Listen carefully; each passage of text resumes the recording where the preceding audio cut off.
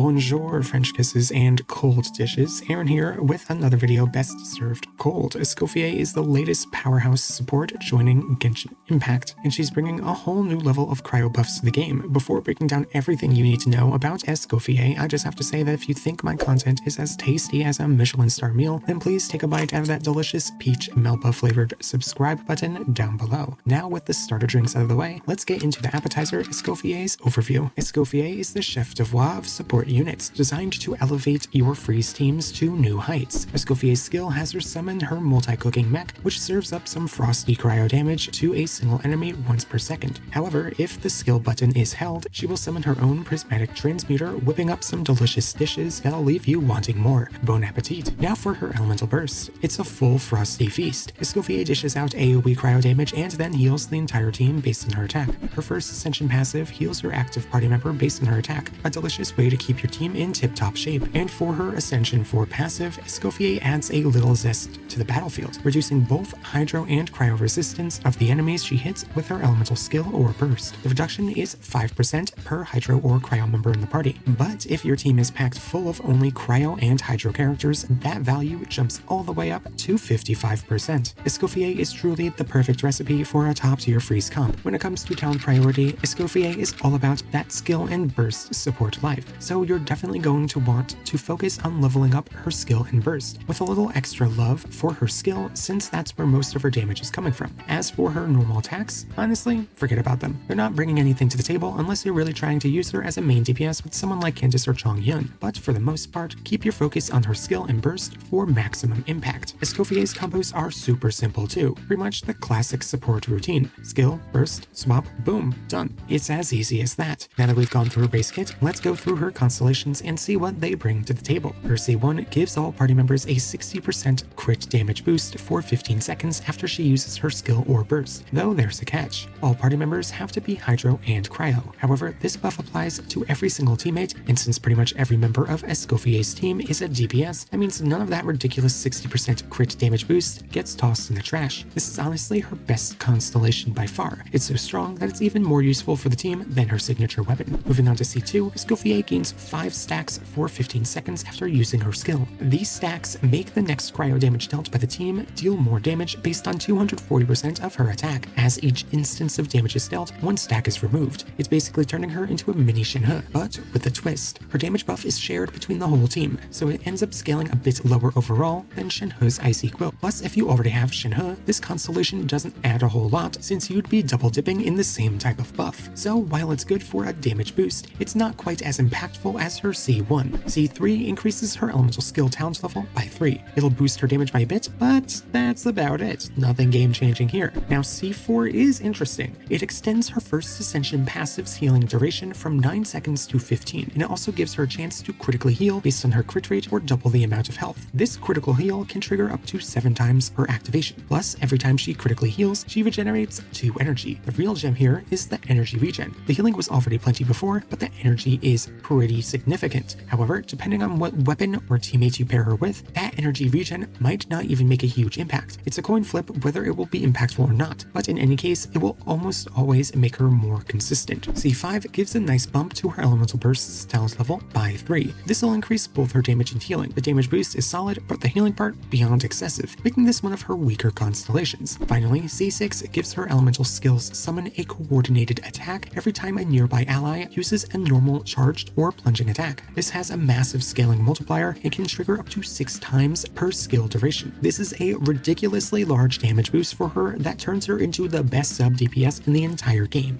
But that's really all it brings to the table. It's just a damage constellation for this support, and while it is a crap ton, the buff only increases the team's front-loaded damage enough for it to be complete overkill or for Escoffier to solo endgame content. Overall, Escoffier's constellations are just fine. Her C1 is easily the standout, offering a massive team-wide damage boost, while the others mostly focus on personal damage or healing buffs. C2 feels a bit underwhelming, C6 is a bit too costly, and the others don't make much of a difference to the team. If you're going to pull for Constellations, I say go for C1, then grab her signature weapon for the consistent attack buff it offers, but in my opinion she's a bit too niche to go all in on her Constellations. With Escoffier's base kit out of the way, the build guide entree is up next, starting with her best artifact options. First up, Blizzard Strayer is pretty much a no-brainer for her. When using this set, she can still hit crits more consistently than most 4-star units, and since the set is perfect for freeze teams, it's basically tailor-made for Escoffier. Blizzard Strayer will always be her go-to unless you're gearing her towards something very specific. If you're trying to buff a hypercarry you've vertically invested into, you might want to try Tenacity of the Millilith to really boost that carry's damage. Golden Troop is also a solid pick if you're pairing her with Rosaria, since she'll easily overcap Escoffier's crit rate, rendering Blizzard Strayer pretty useless for this situation. This set is also a very powerful substitute when she is used in mono CRYO teams or against enemies that cannot be frozen, since then she would lose out on the 20% crit rate from Blizzard Strayer. Other than those two setups, the default forever and always will be Blizzard Strayer. When it comes to main stats, Escoffier wants attack percent on the timepiece, CRYO damage on the goblet, and crit damage on the circlet. These are her best picks for maxing out her damage. Her healing is more than enough and her energy needs are very low, so building for those will usually end up being a waste of effort. Speaking of energy, getting her between 115% to 165% energy recharge is more than enough. In some teams, you can even dial that down to the base 100%. My advice is to reach that 115% and use a more damage-focused polearm first. Then, if she's not getting her burst back per rotation, swap to Favonius Lance. After energy is dealt with, go for crit rate, but keep it under 45% on the stats screen, since CRYO Resonance and Blizzard Strayer would add on the rest. Then stack up that crit damage to about 225%. Once you hit that, attack percent and crit damage are about equal in value for her. When it comes to weapons, Escoffier has a ridiculous amount of polearm options, so I'm going to try and keep it as brief as possible. Symphonist of Sense is her signature and best in slot polearm. Not only does it boost her personal damage, but also gives 2 units strong attack buff. Calamity Queller offers a massive attack stat which helps her dish out tons of damage and healing. Prospector's Drill also delivers great attack buffs and damage percent too, making it solid all around for her. Staff of Homa is a phenomenal crit and attack stat stick, though you will never be able to achieve the secondary passive effect. Lumidu's Elegy is like a mini and selfish version of her signature weapon, cool for the personal raw stats and attack buff in the passive, but doesn't bring much else. Skyward Spine is great for the base attack and energy regen. Jade Wing and Crimson Sibilance are both solid for their base attack, though the crit rate, substat, and their passives are pretty useless. Vortex can be useful if you stack its passive, but if not, just skip it. The Yokai Inazuman polearm is her top free-to-play option due to the good attack and energy recharge stats. Mountain Bracing Bolt is basically the same as Yokai, but a bit more volatile. Deathmatch can be good too, but the crit rate is a bit wasted here. The catch is decent for the energy and elemental burst boost, while Missive Windspear grants a large attack buff, but not much else. Engulfing Lightning is okay, but gets overshadowed by other, more free-to-play options. Rhodos Spear gives a decent crit rate and attack boost, though it's nothing phenomenal. Wavebreaker Spin is solid for attack and elemental burst damage. Kitane Cross Spear is okay for the skill damage and energy generation, and then there's the incredibly reliable Favonius Lance. If you've got teams relying on those big elemental bursts, this stick is mandatory. It'll help not just Escoffier get her bursts consistently, but the whole team as well, which will in turn let them all build into more damaging substats. Moving on to synergies, Escoffier pairs best with Fiorina. She caps out Fiorina's fanfare. Fiorina boosts Esco's CRYO and Hydro Resistance Shred, and both of them massively boost each other's damage. They're like a match made in snowy heaven. The only other standout synergy is Shenhe. She's another part of the freeze core and boosts CRYO damage significantly with her flat damage buffs, resistance shred, and damage percent bonuses. Also, Freeze, Escoffier, and Fiorina will all make up for the stats that Shenhe could not build because of her heavy reliance on the attack stat. These teams give her so many buffs that she would actually deal decent damage herself while also massively boosting the damage of her team. For her team comps, Escoffier's signature role is in freeze teams, where she really shines with that 55% resistance shred. If this passive is not maxed out, the team would lose out on about 20% of their damage potential, so we want her here. She could also work very well in mono CRYO teams, as her only downside would be the loss of the 20% crit rate from Blizzard Strayer, but every other great aspect about her kit is still swinging in full force. The real issue is mostly just lack of teammates, as we're missing out on a good fourth party member for these teams. However, you can also use her in melt and physical teams if you're in a pinch for consistent CRYO application. See, Lolly might be better for the former, but Esco can prove to be a pretty decent support for melt too, especially since she doubles as a defensive support. While melt and physical teams will not want her in the long term, Escoffier can still be a decent off-field asset since we are currently lacking in CRYO applicators that follow the current active party party member. With that done with, let's wrap up the video with Escoffier's rating. For damage, she's very powerful. When without buffs, she would be only around a 3, which doesn't sound like much, but this is a healer we're talking about. That's a lot of damage. Then when paired with her best supports, this healer can even output enough damage to rival some weaker main DPS units. Absolute insanity, 5 out of 5, no contest. Cryo application though, not her strongest point. She only applies cryo once every 2 seconds to a single target, so it's a bit underwhelming, earning her a 1.5 out of 5. But when it comes to offensive utility, that resistance shred is a game changer when capped out, as it would increase the entire team's damage by 33%, so we'll give her a 2.5 out of 5 here. Her battery potential is decent, thanks to the 4 energy particles she generates with the initial cast of her skill, not the attacks done afterwards. She will usually need this energy for herself, but because she'll usually be paired with multiple cryo characters, the off-field energy she offers would end up being slightly better than what it seems at first, so 2 out of 5. For defensive utility, her healing is top tier, but she's lacking other defensive tools like damage reduction and knockback resistance, so I'd give her a 2.5 out of 5 here. When it comes to flexibility and versatility, she's solid. She's only a healer and cryo applicator outside of freeze and mono cryo teams. However, in those teams, she acts as a defensive support, an offensive support, and a sub DPS all in one, which I think earns her a 3 out of 5 for flexibility and versatility. Overall, Escoffier has a lot of power packed into her simple kit. While she is lacking in spots other than pure numbers, the things she's lacking in is not enough of a detriment to go against her in any major way, earning her a powerful 4 out of 5 for value. Escoffier is an incredibly powerful defensive support, not only because her healing numbers are through the roof, but also because she is able to act as a sub DPS and offensive support on top of that role. The only issue in her base kit is that she is forced into the freeze and mono cryo niche, which has been hit with consistency nerfs over and over again. This is the main issue with her right now, as currently there are too many enemies that are completely immune to the effects of the niche she's forced into. Most bosses can simply not be frozen, and there have been more and more enemies as of late that have had some sort of resistance or immunity to cryo in order to artificially boost Mawika's power level. This issue has been plaguing multiple characters, including other freeze favorites like Ayaka or units from other niches like Nilo. However, with the Cryo Archon coming up at some point within the next few years, this problem will most likely dissipate sometime soon. Just note that for right now, she will most likely feel like she is in a weaker spot than she will be down the line. But that's all I have to say about Escoffier. Now tell me your thoughts. What do you think of Esco? Do you intend to use her only in freeze-related teams, or were you hoping to use her outside of her niche? Do you intend to vertically invest into her? Are you hoping to try her out as a main DPS? Tell me your thoughts in the comments below. But with that, I will skedaddle. Thank you all so much for watching, and I hope to see you all next time. Bye bye!